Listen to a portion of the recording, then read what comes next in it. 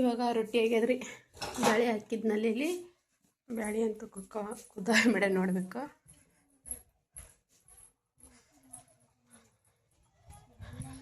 ಎರಡು ರೀಜಲ್ ತೆಗೆದುಬಿಟ್ಟಿದ್ರೆ ನಾನು ಬರೀ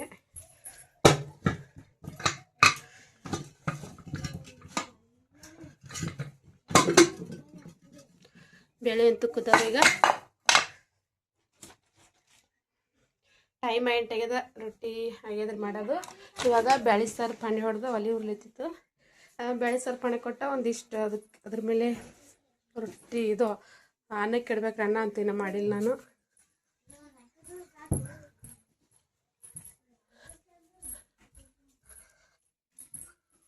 ಇದಿಷ್ಟ ಚಹಾ ಗರಂ ಮಾಡಿಕೊಡ್ಬೇಕ್ರಿ. ಮತ್ತೆ ಜಳಕ ಮಾಡಿದಿಲ್ಲ, ಹಾಗಾಗಿ ಚಹಾ ಗರಂ ಮಾಡಿದಿಲ್ಲ.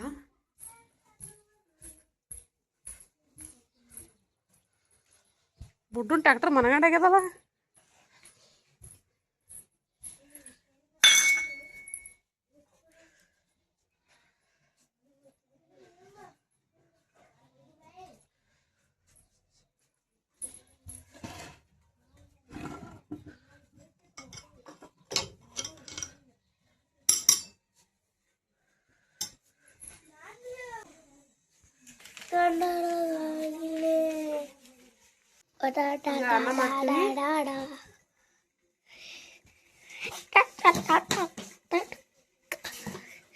ಒಂದು ಲಂಬಲ್ಲಿ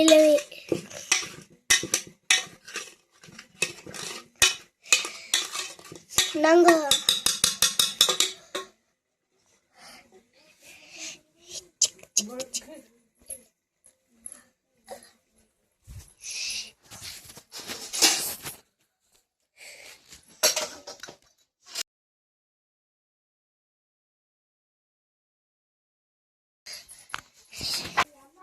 ಚಹಾ ತಗೊಂಡೋಗು ನೀನು.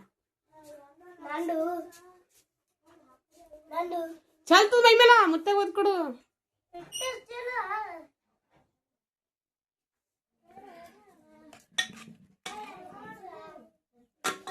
ಇಲ್ಲಿ ಪಾಣ್ಯಾಕ ಇಟ್ಟಿನ್ರಿ ಬೆಳ್ಳುಳ್ಳಿ. ತಮ್ಮ ಬೆಳ್ಳುಳ್ಳಿ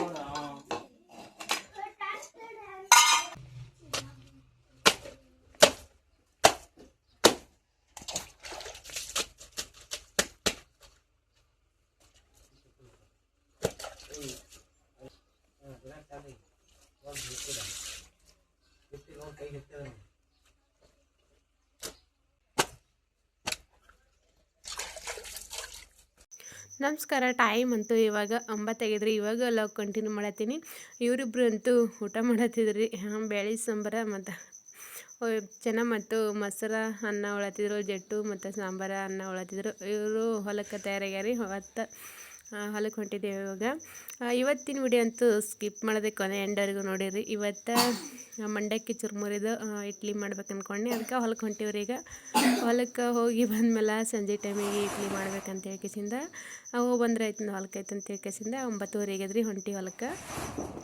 ಇವತ್ತಿನ ಲಾಗ್ನ ಯಾರೆಲ್ಲ ಫಸ್ಟ್ ಟೈಮ್ ನೋಡ್ತಿರೋ ಸಬ್ಸ್ಕ್ರೈಬ್ ಮಾಡ್ಕೊಂಡೆ. ವಿಡಿಯೋ ಅಂತೂ ಕೊನೆ ಎಂಡವರೆಗೂ ಸ್ಕಿಪ್ ಮಾಡಿದೆ ನೋಡಿರಿ. ಇವತ್ತಂತೂ ಮಂಡಕ್ಕಿ ಚುರುಮುರ್ಲಿ ಅಂತ ನಾನು ಇವತ್ತು ಇಡ್ಲಿ ಮಾಡತ್ತಿದ್ರಿ. ಮಂಡಕ್ಕಿ ಅಂತೂ ಒಂದು 4-5 ಕಪ್ನಷ್ಟು ತೊಗೊಂಡೀನಿ ರೀ. ತೊಗೊಂಡು ಇವು ಒಂದು ಸ್ವಲ್ಪ ಸ್ವಚ್ಛ ಮಾಡಿ, ಯಾಕಂದರೆ ಒಂದು ಸ್ವಲ್ಪ ಎಲ್ಲ ಇದ್ರಾಗೆಲ್ಲ ಹೊಸಗೆಲ್ಲ ಹುರಿದು ಇರ್ತಾವಲ್ಲ ರೀ. ಹಾಗಾಕಿಸಿಂದ ಚೆಂದಾಗಿ ಚಾಣಿ ಹಿಡಿದು ಬಿಟ್ಟಿದ್ದು. ಅದಕ್ಕೆ ಒಂದು 2 ಚರ್ಗಿದಷ್ಟು ನೀರು ಹಾಕಿ ತೋಯಿಸ್ಲಾಗತ್ತಿದ್ರಿ. ಹಾಗೇನೂ ಪೌಡ್ರ್ ಮಾಡ್ಕೊಬೋದು. ಅದರ ಸ್ವಲ್ಪ ಎಲ್ಲ ಹುಸ್ಕೋದಿದ್ದಿರ್ತದಲ್ಲ ರೀ. ಹಂಗಾಕಿಸಿಂದ ನೀರು ಹಾಕಿಸಿಂದ ಒಂದು 5-6 ನಿಮಿಷ ನೆನೆಲಿಕ್ಕೆ ಬಿಟ್ಟಿದ್ದ. ಸ್ವಲ್ಪ ದೌಡ ನೆನೆಂಥ ಚುರುಮುರಿದ್ದಿದ್ದು ಅವು. ಆದ್ರೂ ಒಂದು 5-6 ನಿಮಿಷ ನೆನೆಲಿಕ್ಕೆ ಬಿಟ್ಟಿದ್ದ ನೀರು ಹಾಕಿಸಿಂದ.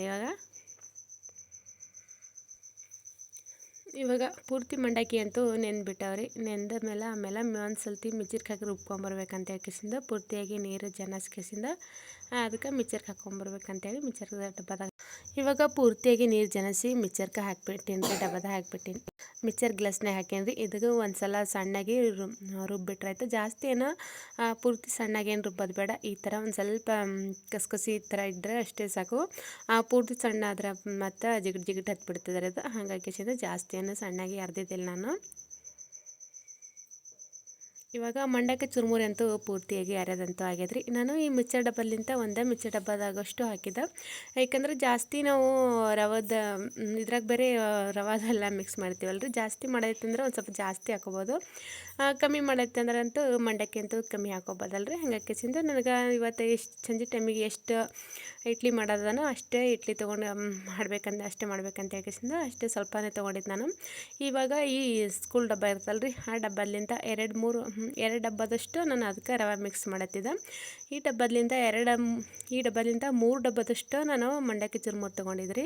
ಅದಕ್ಕೆ 2 ಡಬ್ಬದಷ್ಟು ರವೆ ಹಾಕಿಸಿಂದ ಮಿಕ್ಸ್ ಮಾಡತ್ತಿದ್ದೆ. ಇದು ಅಂತೂ ಸಣ್ಣ ರವೆ ಅದ ರೀ, ಅದರ ಚಿರೋಟಿ ರವೆ ಅಂತಾರಲ್ರಿ, ಆ ಚಿರೋಟಿ ರವೆನೇ ಇತ್ತು. ಪೂರ್ತಿಯಾಗಿ ಅಷ್ಟೇನೋ ಮೀಡಿಯಮ್ ಸಣ್ಣ ಇತ್ತು, ಜಾಸ್ತಿನೂ ಪೂರ್ತಿಯಾಗಿ ಏನು ಸಣ್ಣ ಇದ್ದಿಲ್ಲ.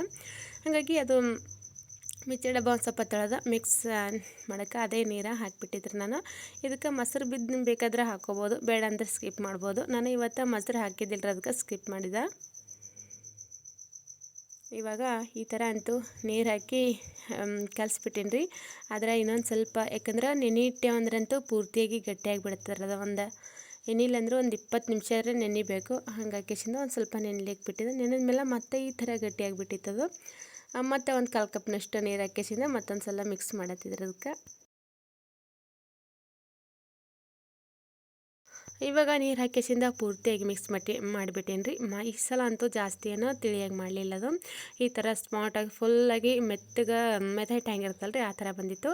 ಇದಕ್ಕೆ 1 ಚಮಚದಷ್ಟು ನಾನು ಸೋಡಾ ಹಾಕಿಬಿಟ್ಟಿದ್ರಿ. ಇದಕ್ಕೆ ಜಾಸ್ತಿ ಏನೋ ಹಾಕಿಲ್ಲ ನಾನು, ಯಾಕಂದ್ರೆ ರವೆ ಇದ್ದಿರ್ತಲ್ರಿ, ಹಾಗಾಗಿಸಿಂದ ಜಾಸ್ತಿ ಉಬ್ಬಂಗೆ ಭೀ ಇಲ್ಲ ರವೆ. ಇದಕ್ಕೆ 1 ಸ್ಪೂನ್ ಅಡುಗೆ ಸೋಡಾ ಹಾಕ್ಕೊಂಡೀನಿ ರೀ. ನಮಗೆ ಎಷ್ಟು ಬೇಕೋ ಅಷ್ಟು ರುಚಿಗೆ ತಕ್ಕಷ್ಟು ಉಪ್ಪು ಹಾಕ್ಕೊಂಡೀನಿ.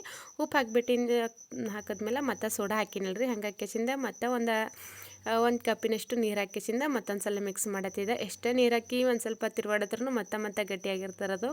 ಏಕೆಂದ್ರೆ ರವೆ ಇದ್ದಿರ್ತಲ್ರಿ, ಒಣಗ ರವೆ ಹೀರ್ಕೊಂಡಿದ್ದಿರ್ತದೆ. ಈಗ ಒಂದು 10 ನಿಮಿಷ ನಾನು ನೆನೆಲಿಕ್ಕೆ ಬಿಟ್ಟಿದ್ರಿ, ಮತ್ತೆ 10 ನಿಮಿಷ ಹಿಟ್ಟು ನೆನೆದ್ರಾಗ ಒಂದಿಷ್ಟು ಚಟ್ನಿ ಮಾಡೋದ್ರೈತೆ ಅಂತ ಹೇಳ್ಕಿಸಿಂದ ಚಟ್ನಿ ಮಾಡತ್ತಿದ್ದೆ. ಇಡ್ಲಿ ಸಾಂಬಾರ್ದ ಶೇಂಗಾ ಅಂತೂ ಇನ್ನಾಗಿ ಹೊಡೆದಿದ್ರಿ. ಹೊಡೆದಕ್ಕಿಸಿಂದ ಯಾಕಂದ್ರೆ ನನಗೆ ಮೊದಲಿಗೆ ಶೇಂಗಾ ಹೊಡಿಬೇಕಾದ್ರೆ ಅಂತೂ ಮುಂಜಾನೆ ಹೊಲಕ್ಕೆ ಹೋಗೋ ಕಡ್ಬಡ್ದಾಗಂತೂ ಶೇಂಗಾ ಅಂತೂ ಹೊಡೆದೇ ಇಡೋದೇ ಆಗಂಗಿಲ್ಲ ರೀ. ಅವಾಗೆ ನಾನು ಅಡುಗೆಗೆ ಎಷ್ಟು ಬೇಕಾಗ್ತದೋ ಅಷ್ಟೇ ಹೊಡೆದಿರ್ತೀನಿ. ಹಿಂಗೆ ಏನಾರು ಯಾವಾಗಾರೆ ಮನೆಗಿದ್ನಂದ್ರೆ ಎಕ್ಸ್ಟ್ರಾ ಶೇಂಗಾ ಹೊಡೆದಿಡ್ತೀನಿ. ಇವಾಗ ನೋಡಿರಿ ಚಟ್ನಿ ಮಾಡೋಕ್ಕೆ ನಾನು ಹಸಿ ಶೇಂಗಾ ಹುರ್ಕೊಳತ್ತೀರ. ಒಂದಿಷ್ಟು ಎಣ್ಣೆ ಹಾಕಿಸಿಂದ ಅದು ಎಣ್ಣೆಗೆ ಒಂದಿಷ್ಟು ಬೆಳ್ಳುಳ್ಳಿ ಮತ್ತು ಹಸಿಮೆಣಸಿನ್ಕಾಯಿ, ಕೊತ್ತಂಬರಿ ಅಂತೂ ಹಾಕಿಲ್ರಿ ನಾನು ಇವತ್ತು. ಕೊತ್ತಂಬರಿ ಇದ್ದಿದ್ದಿಲ್ಬೇನೋ ಹಾಗಾಗಿಸಿಂದ ತಾಜಾ ಕೊತ್ತಂಬರಿ ಅಂತೂ ಇರಂಗಿಲ್ಲ ರೀ ನಂಬಲ್ಯಾಕ. ಏನೋ ಸಂತೆ ಅಂತಂದೇವಂದ್ರೆ ಮತ್ತು ಹೊಲ್ದಾಗ ಬೇರೆ ಹಾಕಿದ್ದಿಲ್ಲ ನಾನು, ಹಾಗಾಗಿಸಿಂದ ಕೊತ್ತಂಬರಿ ಏನು ಹಾಕಿದ್ದಿಲ್ಲ. ಹಸಿಮೆಣಸಿನ್ಕಾಯಿ ಮತ್ತು ಬೆಳ್ಳುಳ್ಳಿ ಅದಿಷ್ಟು ಶೇಂಗಾ ಹೊಡೆದಿದ್ನಲ್ರಿ. ಶೇಂಗಾ ಪೂರ್ತಿಯಾಗಿ ಖಡಾಕಾಗಿ ಗರಿಗರಿಯಾಗಿ ಬರೋ ತನಕ ಒಂದು ಸ್ವಲ್ಪ ಎಣ್ಣೆ ಕರ್ಲಿಯಾಗತ್ತಿದ್ದಾರೆ ಅದಕ್ಕೆ. ಯಾಕಂದ್ರೆ ಇದು ಚಟ್ನಿ ಮಾಡಬೇಕಾದ್ರಂತೂ ಮತ್ತು ರಿಪೀಟ ನಾವು ಚಟ್ನಿ ಮಾಡಿದ್ಮೇಲಂತೂ ಇದಕ್ಕೆ ಒಲೆ ಮೇಲೆ ಇಟ್ಟ ಕುದಿಸಂಗಿಲ್ಲ. ಹಾಗಾಗಿಸಿಂದ ಇವಾಗಲೇ ಒಂದು ಸ್ವಲ್ಪ ಖಡಕ್ಕಾಗಿ ಬರಲಿ ಅಂತ ಹೇಳ್ಕೇಸಿಂದ ಶೇಂಗದ ಕಾಳು ಕಡಾಕಲ್ಲ ಅಂತ ಕೇಳಿಸಿಂದ ಜಾಸ್ತಿ ಎಣ್ಣೆಗೆ ಕರ್ಕೊಳತ್ತಿದ್ದ.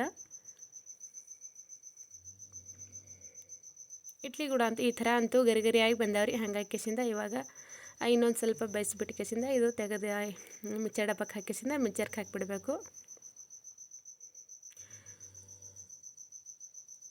ಒಂದು ಸ್ವಲ್ಪ ಜಾಸ್ತಿ ಬಿಸಿ ಆಗಿತ್ತು ರೀ, ಹಾಗಾಗಿಸಿಂದ ಸೈಡಿಗೆ ಎತ್ಬಿಟ್ಟ.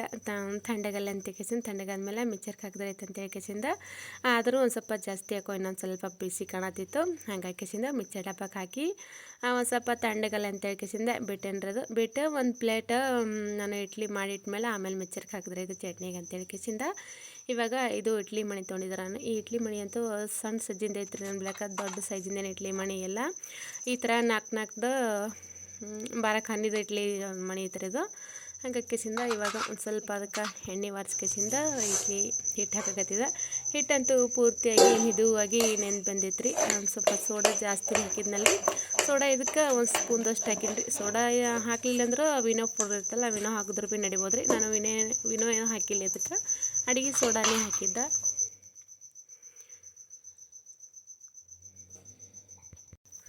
ಪ್ಲೇಟಿಗೆ ನಾನು ಒಂದು ಸ್ವಲ್ಪ ಎಣ್ಣೆ ಒರೆಸಿಬಿಟ್ಟಿದ್ರಿ. ಯಾಕಂದ್ರೆ ಇದು ಒಂದು ಸ್ವಲ್ಪ ಫಸ್ಟ್ ಹಾಕ್ಲತ್ತೀನಲ್ರಿ ಅದಕ್ಕಾಗಿ ಒಂದು ಸ್ವಲ್ಪ ಎಲ್ಲ ಅಂಟ್ಕೊಳಂಗಿದ್ದ ಇಡ್ಲಿ ಅದಕ್ಕಂತ ಹೇಳ್ಕೇಸಿಂದ ಒಂದು ಸ್ವಲ್ಪ ಎಣ್ಣೆ ಒರೆಸ್ಬಿಟ್ಟಿನಿ.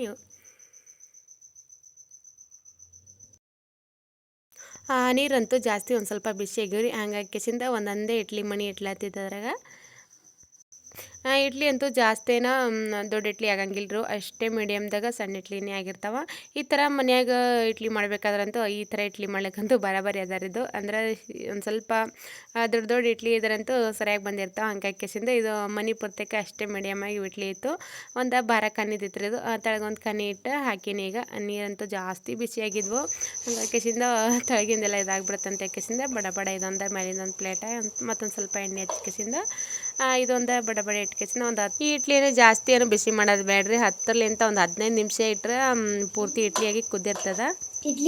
ನಾನು ಈ ಇಡ್ಲಿನ ಸಂಜೆ ಟೈಮಲ್ಲಿ ಮಾಡತ್ತಿದ್ರಿ. ಮುಂಜಾನೆ ಹೊತ್ತು ಮಾಡೋದ್ರಂತೂ ವಿಡಿಯೋ ಅಂತೂ ಒಂದು ಸ್ವಲ್ಪ ಕ್ಲಿಯರ್ ಬಂದಿರ್ತದೆ. ಯಾಕಂದ್ರೆ ಗ್ಯಾಸಿನ ಕೊಲ್ಯಾಗ ಲೈಟ್ ಇದ್ರೂ ಕೂಡ ವಿಡಿಯೋಸ್ ಕ್ಲಿಯರ್ ಬರೋಂಗಿಲ್ಲ, ಪೂರ್ತಿ ಕೆಟ್ಟು ಬಂದಿರ್ತದೆ ರೀ. ಹಂಗಾಗಿ ಕೇಸಿಂದ ಸ್ವಲ್ಪ ವಿಡಿಯೋ ಜಾಸ್ತಿ ಕ್ಲಿಯರ್ ಬರಲಾಗಿತ್ತು.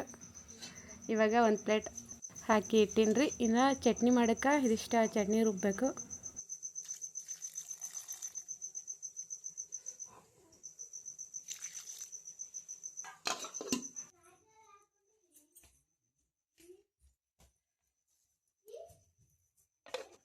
ಚಟ್ನಿ ರುಬ್ಬಕ್ಕೆ ಜಾಸ್ತಿ ಒಂದು ಸ್ವಲ್ಪ ಶೇಂಗದ ಕಾಳು ಗಟ್ಟಿ ಆತಲ್ರಿ. ಹಂಗಾಗಿ ಕೇಸಿಂದ ಒಂದು ಕಪ್ಪಿನಷ್ಟು ನೀರು ಹಾಕಿಸಿಂದ ಇವಾಗ ಚಟ್ನಿ ರುಬ್ಬಿಟ್ಟಿನಿ. ಆ ಚಟ್ನಿ ಮಾಡೋದ್ರಾಗಂತೂ ಈ ಕಡೆ ಇಡ್ಲಿ ಬೆಂದಾವನೆ ಅಂತ ಕೇಸಿಂದ ನೋಡತ್ತಿದ್ರಿ. ಅದ್ರ ನೋಡೋಕೆ ಹೋದ್ರೆ ಪೂರ್ತಿಯಾಗಿ ಚೆಂದಾಗಿ ಕೂದು ಬಂದಿದ್ವು.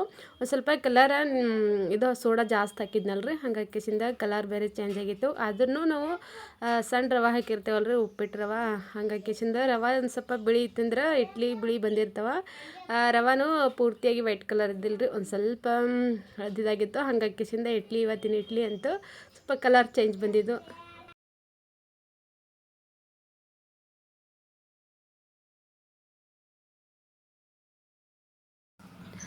ಇವಾಗ ಚಟ್ನಿಗೆ ಒಂದಿಷ್ಟ ಒಗ್ಗರಣೆ ಕೊಡತ್ತಿದ್ರಿ. ಈ ಒಗ್ಗರಣೆಗೆ ನಾನೇನು ಬೆಳ್ಳುಳ್ಳಿಯಲ್ಲಿ ಈರುಳ್ಳಿಯಲ್ಲಿ ಏನೂ ಒಪ್ಪರಿಸಿದ್ದಿಲ್ಲ.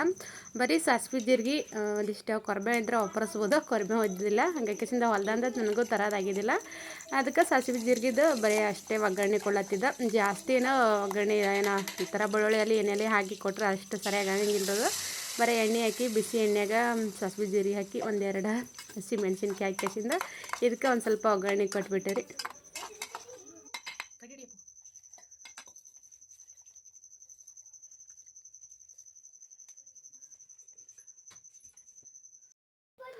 ಇವಾಗ ಚಟ್ನಿ ಅಂತೂ ರೆಡಿ ಆಗ್ಯದ್ರಿ. ಇದು ಒಂದು ಸ್ವಲ್ಪ ಬಿಸಿ ಜಾಸ್ತಿ ಇದ್ದವಲ್ರಿ, ಇಡ್ಲಿ ಹಾಕಿಟ್ಟಿವು. ಹಂಗಾಗಿ ಕೇಸಿಂದ ಒಂದು ಸ್ವಲ್ಪ ತಣ್ಣಗಲ್ಲ ಅಂತ ಕೇಸಿಂದ ತಣ್ಣಗಲ್ಲಕ್ಕೆ ಬಿಟ್ಟಿದ್ದ. ಇವಾಗ ಅದಿಷ್ಟ ಇಡ್ಲಿ ಮಾಡಿದ್ರೆ ನಾನು 3 ಚಾಚಿ ಹಾಕಿಸಿಂದ ತೆಗೆದುಬಿಟ್ಟಿದ್ದ. ಇಷ್ಟ ಒಟ್ಟು ಅಂಟ್ಕೊಳ್ಳಾರ್ದಂಗೆ ಬಂದಿದ್ರು ಇಡ್ಲಿ ಅಂತೂ. ಪ್ಲೇಟಿಗೇನು ಹೊಟ್ಟೆ ಅಂಟ್ಕೊಂಡಿದ್ದಿಲ್ಲ ರೀ ಇಡ್ಲಿ. ಆದ್ರೂ ಒಂದು ಸ್ವಲ್ಪ ಹತ್ಕೊಂಡ್ಬಿಡ್ತಾವೆ. ಇದಕ್ಕೆ ನಾನು ಮೊಸರಲ್ಲಿ ಏನೋ ಅಲ್ಲಿ ಸ್ವಲ್ಪ ಮೊಸರು ಆಪರಿಸಿದ್ರಂತೂ ಇನ್ನೂ ಕೂಡ ಚೆಂದ ಬಂದಿರ್ತಾವೆ ರೀ ಇಡ್ಲಿ. ನಾನು ಮೊಸರು ಹಾಕಿದ್ದಿಲ್ಲ ಇದಕ್ಕೆ, ಬರೀ ಅದು ಮಂಡಕ್ಕಿ ಚುರುಮುರಿ ಮತ್ತು ಸಣ್ಣ ರವದ್ಲಿಂತ ಮಾಡಿದ್ದ. ಈ ಥರ ಪ್ಲೇಟಿಗಂತೂ ಫುಲ್ ಇದು ಬಂದಾಗ ಬಂದಿದ್ರು, ಅಷ್ಟೊಂದು ಮೆತ್ತಗೆ ಬಂದುಬಿಟ್ಟಿದ್ವು. ಇವಾಗ ಇಷ್ಟ ಮಾಡೀನಿ ರೀ. ಇದಿಷ್ಟ ಸೈಡಿಗೆ ಇಟ್ಬಿಟ್ಟು ಇನ್ನೊಂದು ಅರ್ಧದಷ್ಟು ಅದರ ಹಿಟ್ಟ ಅದಿಷ್ಟ ಮಾಡಬೇಕು. ಇವತ್ತಿನ ವಿಡಿಯೋ ಅಂತೂ ನಮ್ಮ ಗೌಡನೇ ನೋಡತ್ತಿದ್ದೀನಿ ರೀ. ಒಳಗೆ ಕೂಡ ಚೆಂದಾಗೆ ಬಂದಿದೆ ರೀ ಇಡ್ಲಿ ಅಂತೂ. ಈ ಥರನೂ ಅಂದ್ರೂ ಅಕ್ಕಿ ಇಡ್ಲಿ ಒಂದು ಸ್ವಲ್ಪ ಈ ಥರ ಏನು ಬರೋಂಗಿಲ್ಲ, ಆದರೂ ಜಾಸ್ತಿ ನೆನೆಸಿರ್ಬೇಕು ಅಕ್ಕಿ ಇಡ್ಲಿ ಮಾಡಬೇಕಾದ್ರೆ. ಇವಾಗ ಇನ್ನೂ ಇದಿಷ್ಟ ಅದ ರೀ ಹಿಟ್ಟು, ಅದಿಷ್ಟ ಬಡಬಡ ಅಂತೇಳಿ ಹಾಕಿಬಿಡ್ಬೇಕಂತೇಳಿ ಕೇಸಿಂದ ಹಾಕಾಕತ್ತಿದ. ಯಾಕೆಂದರೆ ಎಷ್ಟರ ಮಾಡಿ ಇಡ್ಲಿಕ್ಕಂತೂ ಬರೋಂಗಿಲ್ಲ ರೀ. ಒಂದು ಸ್ವಲ್ಪ ಇವು ಇಡ್ಲಿ ಹಿಟ್ಟಿಂದಾದ್ರೆ ಎಷ್ಟರ ಮಾಡಿಟ್ರೂ ಮೆದುವಾಗಿದ್ದಿರ್ತಾವೆ. ಆದರೆ ಇವು ಆ ಥರ ಇದ್ದಿರಂಗಿಲ್ಲ ರೀ. ಒಂದು ಸ್ವಲ್ಪ ಮಾಡೋದ್ರಾಗ ತಣ್ಣಗಾಗಿಬಿಟ್ಟು ಅಂದ್ರೆ ಒಂದು ಸ್ವಲ್ಪ ಬಿಸಿಯಾಗಿ ಬಿಡ್ತಾವೆ ರೀ. ಹಂಗಾಗಿ ಕೇಸಿಂದ ಅವಾಗೆ ಇಲ್ಲಾಂದ್ರೆ ಒಂದು ಡಬ್ಬದಾಗ ಹಾಕಿ ಮುಚ್ಚಿಟ್ರೆ ಒಂದು ಸ್ವಲ್ಪ ಗರಮ್ ಇದ್ದಿರ್ತಾವೆ. ಮತ್ತು ಖುಲ್ಲ ಇಟ್ಟೇವಂದ್ರಂತೂ ಪೂರ್ತಿ ಒಂದು ಸ್ವಲ್ಪ ಬಿರ್ಸಾಗಿ ಬಿಡ್ತಾರೆ, ಆಗಿಂದಾಗೆ ಉಳಕ್ಕೆ ಚಂದ. ಇವತ್ತಿನ ಇಡ್ಲಿ ಅಂತೂ ರೆಡಿ ಆಗ್ಯದ್ರಿ. ನಮ್ಮ ಗೌಡು ಮತ್ತು ಚೆನ್ನಮ್ಮ ಜಡ್ಡು ಊಟ ಮಾಡತ್ತಿದ್ರು. ಆದರೆ ನಾನು ಇನ್ನೊಂದಿಷ್ಟ ಇಟ್ಟಿತ್ತಲ್ರಿ ಅದಿಷ್ಟ ಮಾಡಾಕತ್ತಿದ್ದ.